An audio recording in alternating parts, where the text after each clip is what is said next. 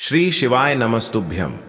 हर हर महादेव। दोस्तों, आप सभी लोग जानते हैं कि 14 जनवरी 2025 यानी मंगलवार को पड़ रही है माघ महीने की मकर संक्रांति तिथि। और दोस्तों, ये वो तिथि है जो माघ महीने में पड़ने वाली सबसे बड़ी तिथि है, क्योंकि यह मंगलवार के दिन पड़ रही है और इसका बहुत ही बड़ा और विशेष महत्व होता है। पूज्य गुरु जी ने कहा है कि अगर कभी भी मौका लग जाए और माघ महीने की मकर संक्रांति मंगलवार को पड़ जाए तो आप लोगों को 5 दीपक वाला उपाय तो अवश्य ही करना चाहिए। इन दोनों का संयोग बहुत ही कम आता है। इसी के साथ में गुरु जी ने अपनी शिव पुराण कथा में बताया है कि इस दिन आपको 5 दीपक का उपाय तो आपको अवश्य ही करना चाहिए, क्योंकि ऐसा दिन पूरे साल में सिर्फ एक ही बार आता है। और दोस्तों, आप सभी लोग जानते हो कि मकर संक्रांति का अगर सबसे बड़ा कोई उपाय है तो वो 5 दीपक वाला उपाय है। तो दोस्तों, इस मंगलवार के दिन आप लोगों को इस 5 दीपक वाले उपाय को जरूर करना है। बहुत सारे लोग होंगे जिन लोगों ने इस उपाय को ना किया हो, मतलब पूरा साल निकल गया, उन्होंने किसी भी दिन इस 5 दीपक वाले उपाय को ना किया हो। पर दोस्तों, आपके पास एक आखिरी मौका बचा हुआ है जो कि 14 जनवरी के दिन है। तो इस दिन आप लोगों को इस वाले उपाय को जरूर कर लेना है। भले ही आपने पूरे महीने भर इस उपाय को ना किया हो, पर अगर आपने इस माघ महीने के मकर संक्रांति के दिन अगर इस वाले उपाय को कर लिया तो आपको इस उपाय को करने का वो फल मिलेगा जिसकी आपने कभी कल्पना भी नहीं करी होगी। इसीलिए आप लोग इस वाले उपाय को एक बार जरूर कर लेना है, ताकि आप लोगों के हाथ से यह मौका ना जा सके और आपको इस उपाय को करने का फल मिल सके। दोस्तों, यह उपाय पंडित जी ने अपनी अभी की ही श्री शिव महापुराण की कथा में बताया है, जिस उपाय को आज हम आपको बहुत अच्छे से समझाने वाले हैं। इस वीडियो को देखने के बाद इस उपाय को समझने के लिए आपको कोई और वीडियो को देखने की जरूरत नहीं पड़ेगी। तो चलिए दोस्तों, उपाय को शुरू करते हैं। देखिए, यह इस माघ महीने के मकर संक्रांति के दिन यह इतना खास होता है, इतना महत्वपूर्ण होता है। देखा गया है कभी कभी बड़े बड़े पूजा पाठ अनुष्ठान से जो मनोकामना पूर्ण नहीं होते, वो माघ महीने के मंगलवार के दिन एक छोटे से उपाय करने से ही आपकी मनोकामना पूर्ण हो जाती है। और बहुत सारे लोगों ने इस उपाय को किया भी है और उनको इस उपाय को करने का फल भी जरूर मिला है। अगर आप लोग भी इस उपाय को करना चाहते हैं तो आप इस उपाय को पहले अच्छे से समझ लेना, सुन लेना, उसके बाद करना। आपको इस उपाय का फल जरूर मिलेगा।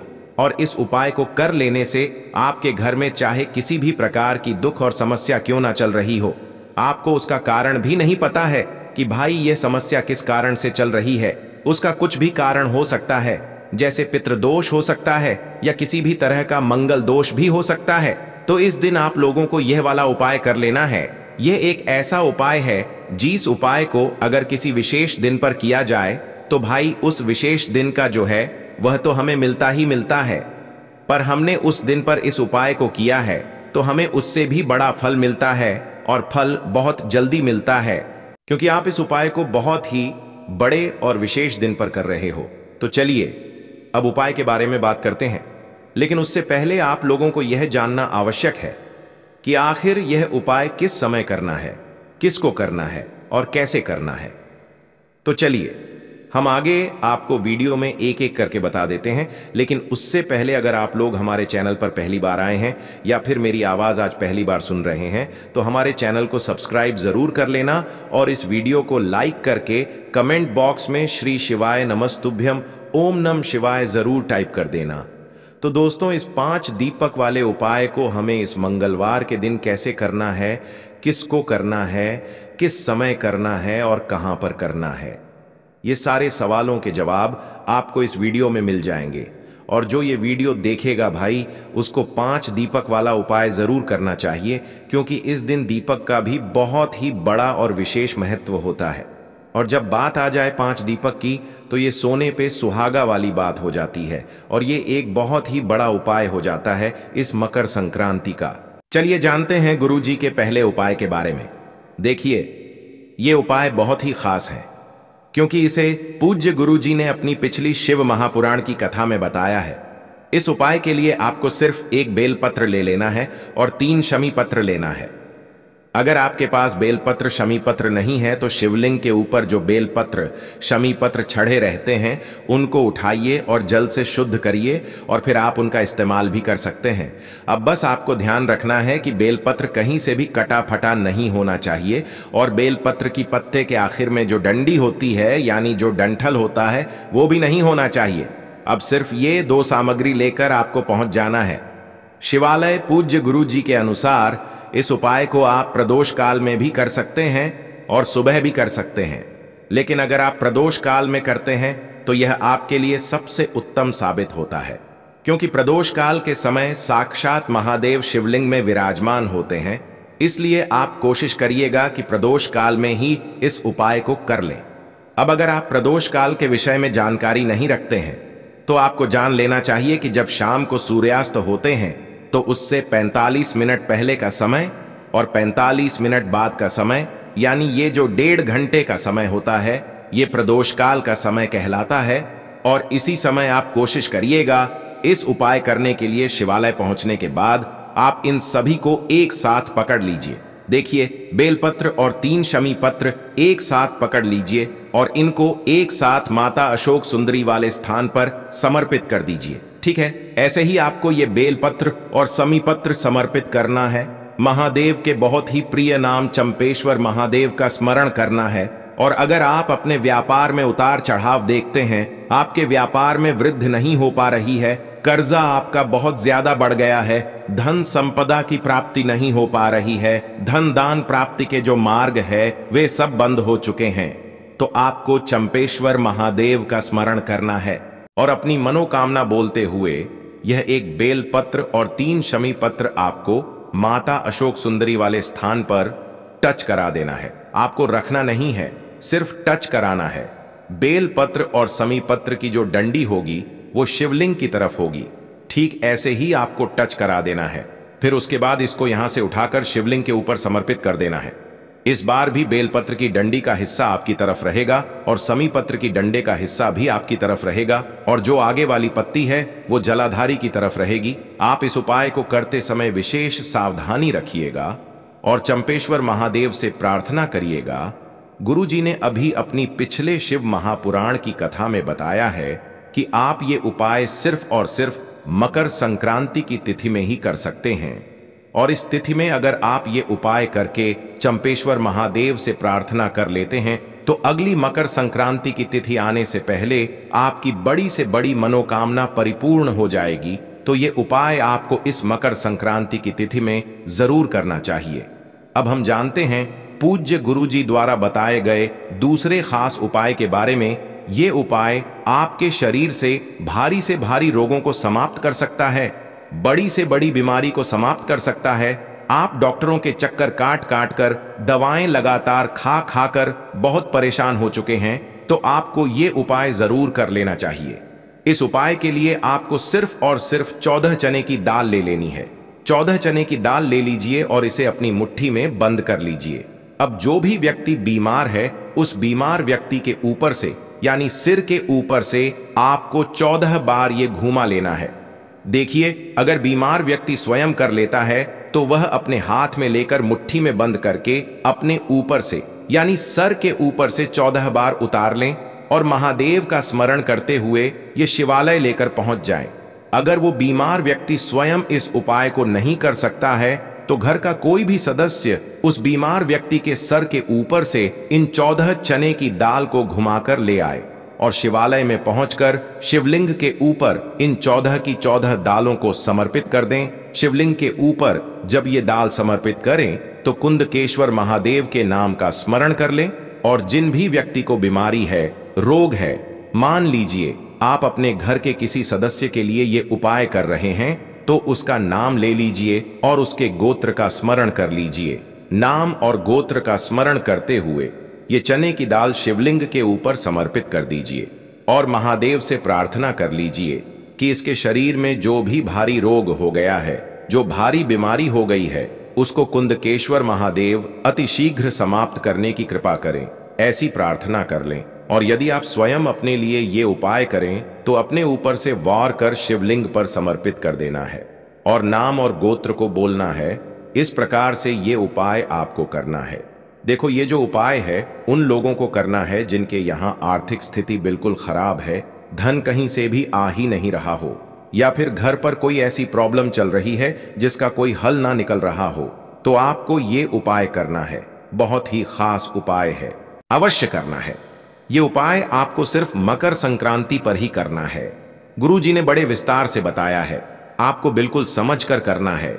इस उपाय के लिए आपको लेना है थोड़ा सा लाल सिंदूर, और उसके बाद में आपको लेना है थोड़ी सी हल्दी। हल्दी बाजार वाली नहीं लेनी है। अगर आप कोई भी उपाय करते हैं तो आपको एक हल्दी की गांठ लेनी है, उसे पीस लेना है और हल्दी तैयार कर लेनी है। अब आपको लेना है थोड़ा सा गाय का घी, उसके बाद आपको लेना है थोड़ा सा गंगा जल। ये सब लेने के बाद आपको लेना है एक थाली, और उसमें आपको थोड़ी सी हल्दी और घी को मिक्स कर लेना है। उसके बाद आपको सिंदूर और थोड़ा सा घी जो आपने लिया है उसको मिला लेना है। ये सब करने के बाद आपको थोड़ा सा गंगा जल और थाली लेकर जाना है आपके मुख्य द्वार पर। वहां पर आपको 5 स्वस्तिक बना देने हैं हल्दी के, और थोड़ा सा चाहो तो अक्षत लगा देना है सभी स्वस्तिक पर। उसके बाद आपको गंगा जल लेना है और मुख्य द्वार से छिड़काव करते हुए आपको चले जाना है। आपके घर का अंदर वाला कोई भी गेट जो लकड़ी का हो या फिर लोहे का, उस पर आपको 5 स्वस्तिक सिंदूर जो मिक्स किया था उसके स्वस्तिक बना देने हैं। ये सब करने के बाद आपको गंगा जल का छिड़काव कर देना है। गुरुजी बताते हैं, जो भी इस उपाय को अच्छे से कर लेता है उसके यहाँ पर कभी भी कोई धन की कमी नहीं रहती है। आपको ये छोटा सा उपाय है, अवश्य करना है। इसके अलावा आप 5 दीपक वाले उपाय को भी कर सकते हैं। दोस्तों, आज हम आपको जिस उपाय के बारे में बताने जा रहे हैं उसको हर वो व्यक्ति कर सकता है जिसके घर पर हमेशा धन की कमी लगातार बनी रहती है, जिनके ऊपर मां लक्ष्मी की कृपा बिल्कुल भी नहीं है, धन बिल्कुल आ ही नहीं रहा है। तो गुरुजी ने कहा है, ऐसे में ये उपाय आपको जरूर करना चाहिए। आज बहुत ही पवित्र दिन है, मकर संक्रांति का दिन। आज की रात अपने घर के मंदिर में और एक मुख्य द्वार पर एक चौमुखी दीपक अवश्य लगाएं। दीपक आपको ईशान कोण की तरफ लगाना है। इसके लिए आपको सबसे पहले लेना होगा एक चौमुख दीपक। दीपक आप आटे या फिर मिट्टी दोनों का आप ले सकते हैं, जो आपको आसानी से मिल जाए। उसके बाद आपको दीपक रात्रि 8 बजे आपको प्रज्वलित करना है। महादेव के सामने दीपक प्रज्वलित करने के बाद आपको 108 बार ओम नमः शिवाय मंत्र का जाप करना है और अपनी मनोकामना बोल देना है। उसके बाद में जो अपने एक और चौमुखी दीपक बनाया है उसे मुख्य द्वार पर प्रज्वलित करना है। गुरुजी ने कहा है कि कुछ दिन में ही आपकी सब मनोकामना पूरी हो जाएगी। आप देखेंगे कि आपके काम बनने लग जाएंगे। ये उपाय जो भी हम आपको बता रहे हैं किसी स्पेशल तिथि पर ही किए जाते हैं, जैसे सोमवार, अष्टमी, एकादशी, पूर्णिमा और मकर संक्रांति। इन विशेष तिथियों पर ये उपाय कर सकते हैं। हमारा अगला जो उपाय है ये वो लोग कर सकते हैं जिनके यहाँ बिल्कुल धन की कमी हमेशा बनी रहती है या फिर घर की आर्थिक स्थिति बिल्कुल खराब है। तो आपको ये 5 दीपक वाला उपाय अवश्य करना चाहिए, क्योंकि अगर आप ये दोनों उपाय करते हो तो मां लक्ष्मी का वास आपके घर में हमेशा बना रहेगा। चलो बताते हैं आपको 5 दीपक वाला महा उपाय। इस उपाय के लिए आपको सबसे पहले लेने हैं 5 दीपक। याद रखना 5 दीपक। देखो, 5 दीपक आप मिट्टी या आटे के कोई भी ले सकते हो जो आपको आसानी से मिल जाए। देखो, अगर आप आटे के दीपक लोगे तो आपको साफ आटा लेना है और आटा गूंथते समय आपको नमक नहीं डालना है, बिल्कुल साफ आटा आपको लेना है। उसके बाद आपको लेना है घी। घी आपको गाय का मिल जाए तो बहुत अच्छी बात है, आप उसको ले सकते हो, वरना आपको जो भी देसी घी मिल जाए वो आपको ले लेना है। ये सब करने के बाद आपको लेना है गोल बाती। गोल बाती का दीपक आपको प्रज्वलित करना है। गोल बाती लेने के बाद आपको 5 दीपक जो आपने लिए हैं उसको एक थाली में रख लेना है और बारी बारी करके उसमें घी और बाती डालकर दीपक प्रज्वलित करना है। ये सब आपको आपके मंदिर के आगे करना है। दीपक प्रज्वलित करके आपको सबसे पहले ओम महालक्ष्मी नमो नमः मंत्र का आपको 11 बार आपको जाप करना है। ये सब करने के बाद आपको आपकी मनोकामना बोल देना है और सबसे पहले एक दीपक आपको आपके मंदिर में ही रख देना है। उसके बाद थाली को उठाना है और एक दीपक आपको आपके घर के मुख्य द्वार पर प्रज्वलित करना है। उसके बाद आपको चले जाना है। आंवले के पेड़ के पास देखो, गुरुजी ने खुद आंवले के पेड़ की पूजा को विस्तार से बताया है।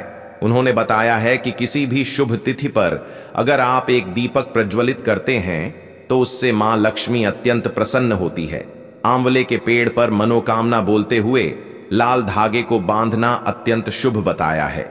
गुरुजी कहते हैं कि अगर हम आंवले के पेड़ पर अपनी मनोकामना कहते हुए किसी भी शुभ तिथि के दिन ये धागा बांध देते हैं तो महादेव कुछ ही दिनों में हमारी सभी मनोकामना पूरी करते हैं। इन वृक्षों को हमारे शास्त्र विज्ञान में देवतुल्य बताया है। देखो, आंवले के पेड़ के पास पहुंचकर आपको वहां पर दीपक प्रज्वलित करना है।